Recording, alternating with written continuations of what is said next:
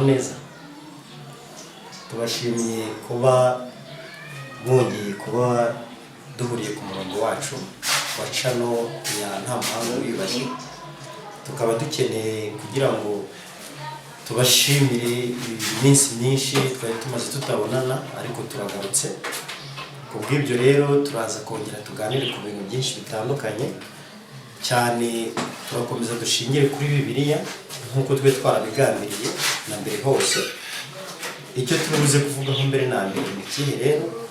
Ni ku bijyanye n'umuco, uko waje kwinjirwamo n'ijambo bitiye ry'Imana.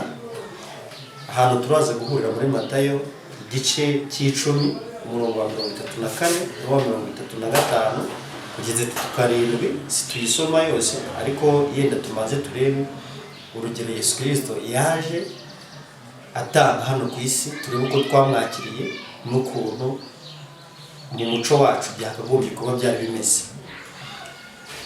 Aravuga ati, mwe gutekereza ko nazanywe no kuzana amahoro mu isi. Sinaje kuzana amahoro, ahubwo naje kuzana inkonda. Dutekereje ukuntu abakristo babayeho n'ukuntu bemeye gukurikira Yesu Kristo, tukareba n'intego ya Yesu Kristo icyari cyamuzanye, tukagaruka no kuri rya jambo Leopold wa kabiri wari warakoronije Kongo, baza guhuza ko rwose ikintu bari bagambiriye ko atari amahoro yo mu bantu. Ariko iyo tugenzuye cyangwa se tukabona uko ubuzima bwacu bubayeho, twumva tuba dukeneye kubana n'abantu amahoro, tukumva natwe ubwacu dufite umutekano muri twebwe. Bishatse kuvuga iki? Bishatse kuvuga ko umunyamahoro turamukurikira. None se byari bishize mu gaciro ko twakurikira Yesu uba warazanye inkota, aje agambiriye kuvuga ngo imirongo ikurikira ngo ntago naje gutuma imiryango ihura, naje kuyitanya. Ariko kubera yuko tutareba kure cyangwa ngo dushishoze, twese dukurikira aho kuba Abanyafurika cyangwa Abanyarwanda, tuba Abakristo. Kandi ubukristo bwahereye muri Israel. Abayisiraheli nibo bakagombye kwitwa Abakristo kuko ari naho Kristo yaturutse. Bishatse kuvuga mu bitabo cyangwa se muri gakondo y'Abanyafurika cyangwa Abanyarwanda, abantu baba bagamije kwihuza bakaba umwe.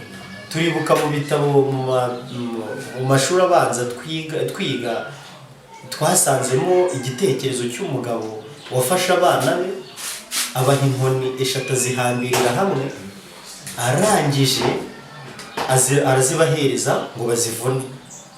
Abasore bashize ku mavi biranga, bose biranga. Ati se none muze ubu koko uri kubona izi nkoni twazivuna? Umusaza ati muzane imbereke. Arazihambura, ajya avuna imwe imwe arambika hariya. Byaje kurangira avuze ati abahereje isomo rivuga ngo nimwihuza mukaba umwe ntawe uzabameneramo, ariko nimuramuka mubaye umwe imigambi yanyu izatera imbere. Bishatse kuvuga ngo rero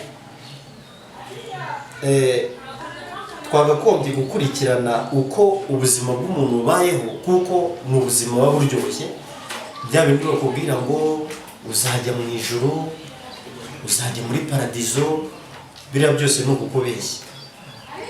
Nutishimira ubuzima ufite uyu munsi, ngo ubane n'abantu neza, ngo wiyiteho ku giti cyawe, ugashaka kuvuga ngo weha ahubwo ngo mu ijuru cyangwa mu isi cyangwa niho uzagira ubuzima bwiza. Oya, inama kora guhera uyu munsi, ushaka imishinga, ukora ibyaguteza imbere, wizamure, uzamure urugo rwawe, uzamure igihugu muri rusange.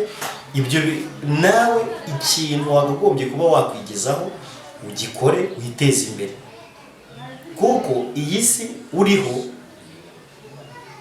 uyiriho kubwo kubukora ukiteza imbere.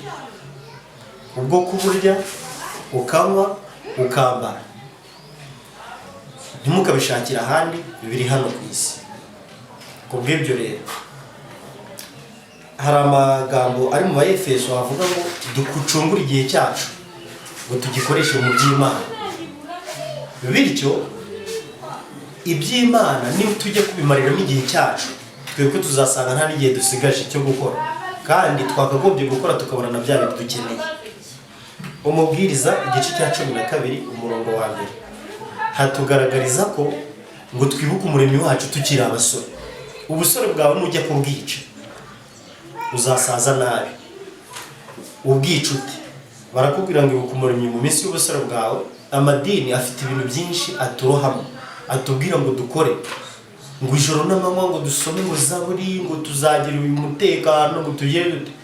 Ibyo ntacyo byinshi, ariko nanone igihe cyo gukora, igihe ni amafaranga, igihe ni kikaducika.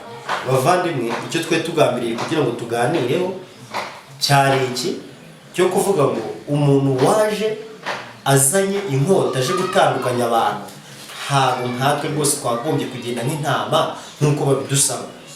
Ahubwo twebwe twagombye kuba abashishozi, tugakomera ku muco wacu w'Abanyafurika, ndetse n'abandi bantu bafite ingeso nziza dushobora kubigiraho.